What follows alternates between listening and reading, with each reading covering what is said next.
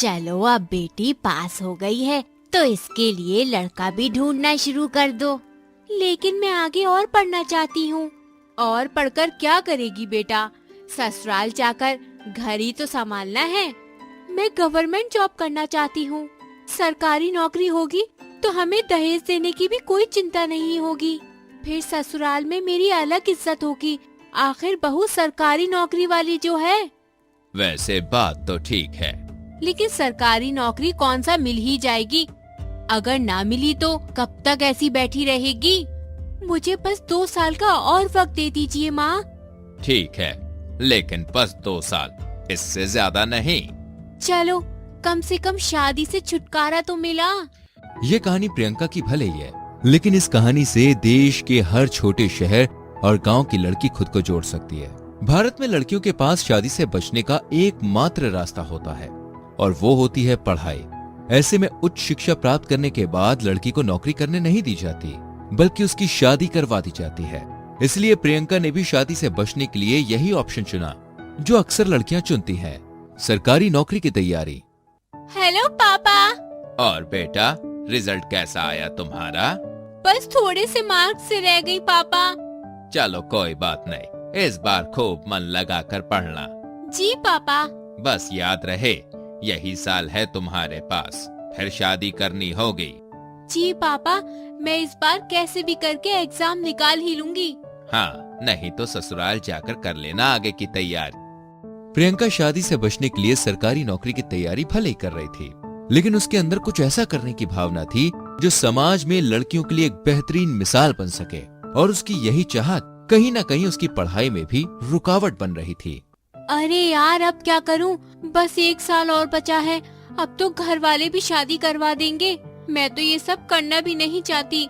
मेरा तो ये सपना है ही नहीं। मैं कुछ बड़ा करना चाहती हूँ। तुम क्या सोच रही हो?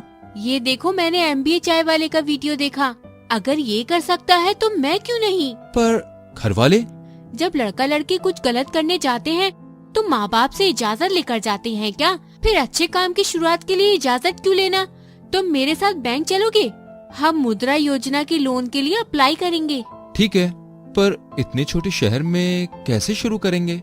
घर वालों को कहीं ना कहीं से तो पता चल ही जाएगा। नहीं, मैं बोल दूंगी। अब अगले एग्जाम की अच्छी तैयारी के लिए मैं पटना जाकर पढ़ूंगी। प्रियंका एक पढ़ी लिखी लड़की थी, इसलिए सीधे एक दुकान खोलने की बजाय उसने काफी जगह जाकर देखा कि एक दुकानदार चाय बेचकर कितना पैसा कमाता है और एक रेहड़ी वाला चाय बेचकर कितना पैसा कमाता है। ऐसे में प्रियंका ने पाया कि रेहड़ी वाले को किराया नहीं देना पड़ता, जबकि दुकान वाले को हर महीने किराया भरना पड़ता है। मैं सोच रही हूँ हम टी स्टॉल से शुरू करेंगे। पर इसमें कितना खर्च आएगा? मेरे अनुमान के हिसाब से 25-30 हजार तक खर्च आ जाएगा। वही दुकान लेते हैं तो शुरुआती खर्च बहुत ज्यादा हो जाएगा। कल से हम मुद्रा योजना के लिए अप्लाई करेंगे। ठीक है। अब क्योंकि प्रियंका खुद पटना की नहीं थी, ऐसे में प्राइवेट से लेकर सरकारी बैंक तक उसका लोन रिजेक्ट होता गया। एक दिन उदास बैठी प्रियंका को जब कोई उम्मीद नजर नहीं आ रही थी, तो उसके दोस्त ने कहा, अगर तुम टी स्टॉल खोलने के लिए सीरियस हो तो मेरे पास कुछ सेविंग्स है, तुम उससे शुरू कर सकती हो। और इस तरह MBA चाय वाले से प्रभावित होकर प्रियंका ने ग्रेजुएट चाय वाली नाम से एक स्टॉल की शुरुआत की। एक पढ़ी लिखी लड़की द्वारा चाय का स्टॉल लगाना कोई आम बात नहीं थी। ऐसे में इंटरनेट के जमाने में उसकी तस्वीरें और वीडियो तेजी से वायरल होने लगी। हेलो पापा।